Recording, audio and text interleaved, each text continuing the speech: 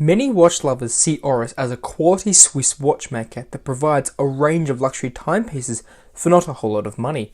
However, there are the watch snobs and their constituency which absolutely despises the fact that Oris is even considered a luxury brand. So I raise the question to you, is Oris a true luxury watchmaker, or is it a brand that can't even be compared to the luxury manufacturers in the industry? Comment down below. Therefore, in today's video, I will answer this question and take a deep dive into the Oris brand. So make sure you stay tuned until the end of the video. Firstly, I will mention the reasons in favour of Oris being a luxury watchmaker. Then I will pose the arguments against this proposition. So without further ado, let's get into it.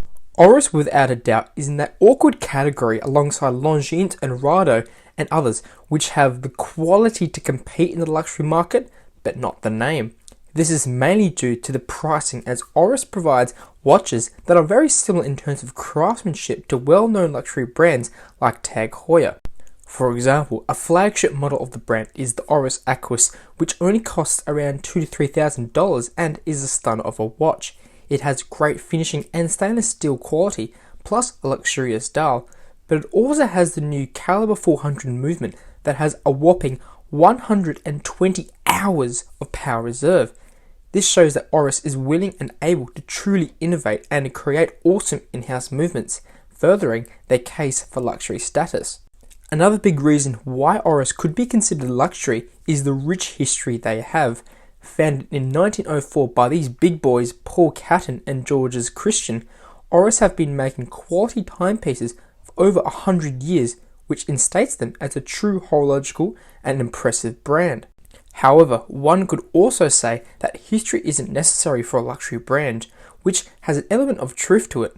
This is because brands like Richard Mille have only been around for a couple of decades, but produce ultra-luxury timepieces which have a cult following.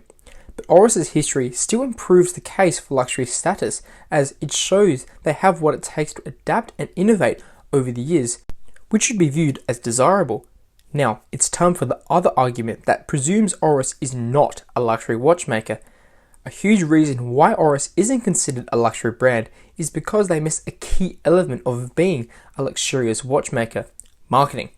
Ads and marketing help drive up the price of a watch, as advertising helps increase consumer demand, meaning people will pay more for the watch. That's what you call Economics 101. One may argue that haute horology watchmakers like Glashütte Original and FP Journe aren't marketed heavily, meaning they don't have the luxury status within the public eye. But one also can't argue that these type of watches aren't ultra well made pieces which do not need marketing, as the product speaks for themselves. Another reason why the watch community and snobs possibly think that Oris isn't a luxury brand is because it almost diminishes the status and reputation of their own luxury timepieces. This is because they spend tens of thousands of dollars on a single luxury watch, whilst the Oris chads out there only need to spend a couple thousand for a similar watch of luxury quality. But the watch snobs and aristocrats also have a valid point here, as the true definition and meaning of luxury is a product that is deemed desirable and rare within society. Yes, Oris may have luxury level quality, but they lack that image and extra status. Also, a side note that one may argue is that since Oris makes watches that are up to $7,000 to $8,000, they should automatically be called luxury. But brands like Citizen have the Caliber 0200, which is a watch worth $6,000. Yet they also produce many affordable watches that makes them an entry-level brand overall. So if you've come this far in the video, well, firstly I thank you, but now I will give you the answer to this age-old question. Oris makes great quality watches that compete with other luxury brands at a lesser price.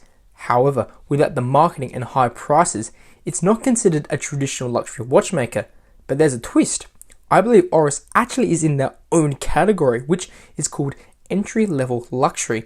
This is because they produce watches that are luxury quality but don't necessarily have the X factor and extra detail that luxury brands such as Rolex and Omega have.